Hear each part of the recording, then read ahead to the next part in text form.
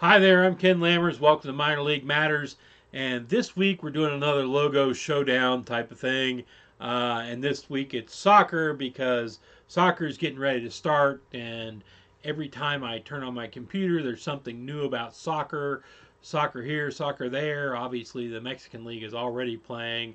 And over in Europe, where they obviously have much milder winters if they're able to play at this time of year, uh, their leagues are going on. But in the United States, our soccer leagues are getting ready to start sometime in March, and so or maybe February actually. If so, here's what we're going to do today. We're going to do the Premier Development League. This is a non-professional, semi-pro league, however you want to put it. Um, and there are a lot of teams in these semi-pro leagues.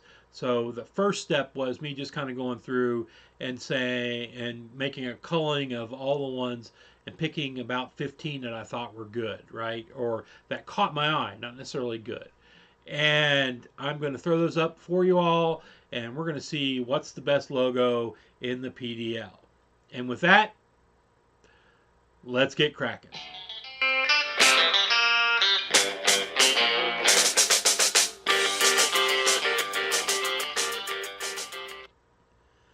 Okay, so here we start out in the PDL. We've got a set of logos here that are, most of these are pretty good actually. Um, FCB off to the left here. It's a good two-tone logo, cut in the red on the bottom, the brownish or gold on the top, with mountains and stars above it and all that. It's a pretty good logo. Easily identifiable, would look pretty good on a jersey. You'd be able to tell who it belongs to. Lane United Football Club. The tree, Lone Tree always makes a pretty good logo.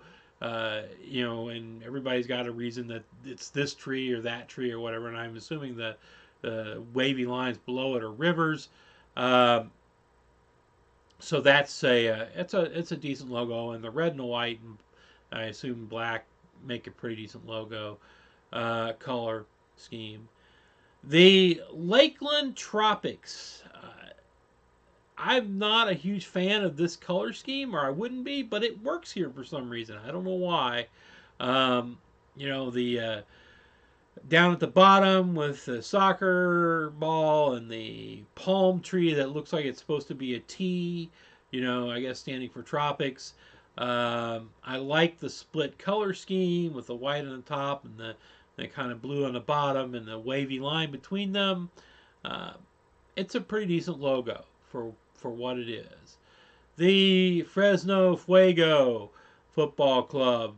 They spelled football Futbol, which I would be interested if more of our teams would do that. Um, it's got the fire coming up uh, soccer ball at the bottom, name across the top. You know, um, dark maroon and black colors. It's a little bit too cluttered, to be honest with you. And then we've got FC Tucson up here at the top right. This is a really good logo.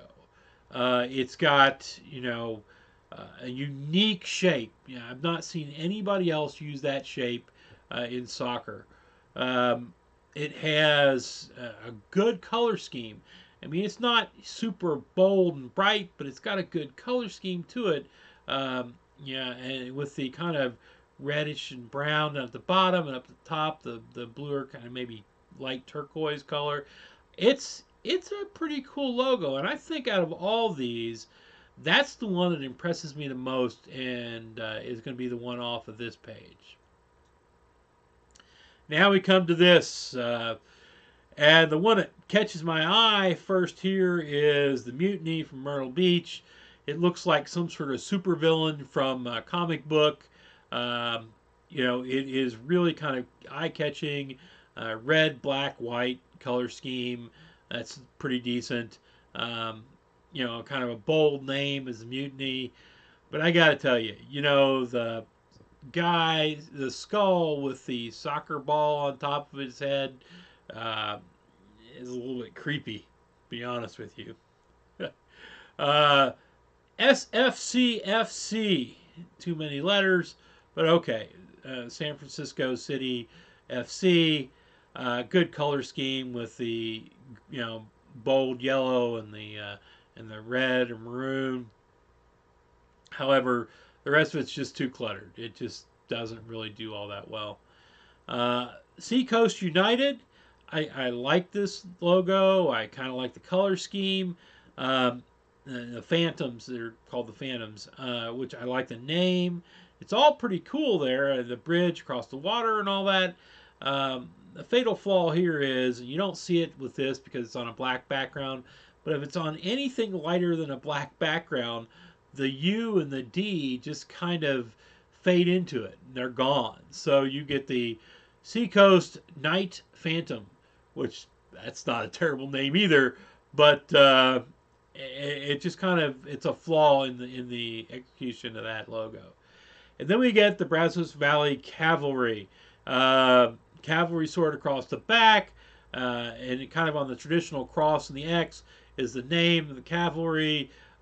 Good, solid color scheme, red, black, white. And I mean, it's got the shield there. It's pretty unique the way it's drawn. Yeah, it could be drawn a little bit tighter by somebody that's more of a graphic art professional, but I like that, and I think the Seacoast United Phantoms and Mutiny are both done pretty well as well, or probably done better graphics wise, better art wise. But Mutiny's just creepy, too creepy, a little too creepy, guys.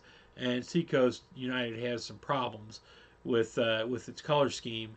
So the one off of this is going to be Brazos Valley Cavalry. And now we've got the next group of them. Okay, let's start out with Tri-Cities FC. That one made it on here for two reasons. First of all, it's down the road from where I live. Tri-Cities FC plays in Johnson City, or at least it did last year. We'll have to see next year where it is. Hopefully it's still there. I didn't realize it was there until it was too late for me to go see them. I will go see them this year. And it's also, the second thing is it's an otter. I'm a sucker for teams that call themselves the Otters. I've driven for the last 3 years. I've driven 7 hours or so to go see Evansville Otters play in the Frontier League, and I probably will again this year. Right? I have torn myself apart over whether I should go up to Erie, Pennsylvania, just to see the Erie Otters play up there. Right? I just can't make myself do it. The possibility of lake effect snow and the fact that it's north and it's cold up there has kind of kept me from going. But I will go see the Tri-City Otters next year. It's an okay logo, a little bit on the primitive side, but pretty well put together and fairly unique. St. Louis Lions, I don't know why, but of all the lion logos where there's a lion standing on a ball, this is probably the best I've seen of them, or my favorite of them. I know it's kind of a primitive drawing, but I like the green and white color scheme. Again, you don't see that very often. It's pretty cool. Yeah, it could use to be done a little bit more professionally, but I like that logo. And the last two we've got over here on the left, or the two we've got over on the left, primarily made it because I wanted to show what you could do with the same thing. South Florida surf, you've kind of got an old-fashioned drawing of a wave with a soccer ball in the middle, and the Southern California surf, you've got something that looks like it's commercially drawn, commercially put together with kind of an abstract showing of a wave. I actually think it's better than the South Florida one, but on the other hand, I also think it looks like it belongs on a Tide box or something, trying to sell me something to clean my house with or my clothes. And then we got up here in the top right, we've got Texas United. Red, white, and blue, good bold color scheme. The star across the shield, which is going to easily stand out. I hope that when they actually put this on a jersey, they don't write Texas United across it, because if they don't, it's a really good solid logo. harkens back to all the Texas stuff and everything. So I think what we're going to get out of this is Texas United is our number one out of this page. That leaves us with Brazos Valley Cavalry, Texas United, and FC Tucson. Now, we're going to kind of shuffle the Brazos Valley Cavalry off to the side. I like it. I like the kind of swashbuckling sword and all that. And I like their color scheme, but it's just not as well done as the other two. We get Texas, good, bold, red, white, and blue colors. We see that a lot when it's something having to do with national or DC or Philadelphia, maybe. Definitely Texas. It's a good, bold, simple logo. But, you know, in the end, FC Tucson just has a really unique, really good logo here. It's got unique color schemes which work, which are a good color scheme. It's got unique art. I mean, as we look down at the bottom of the arrow, you can see here that, you know, kind of faded into the colors down there are, you know, soccer patterns. You know, the fact that it's an arrow form, which is different than pretty much everything you see. This is a really well done logo, folks. So that's the number one for the PDL as far as I'm concerned. And if you disagree with me or have any other comments, put them down below. And if you like this, hit like.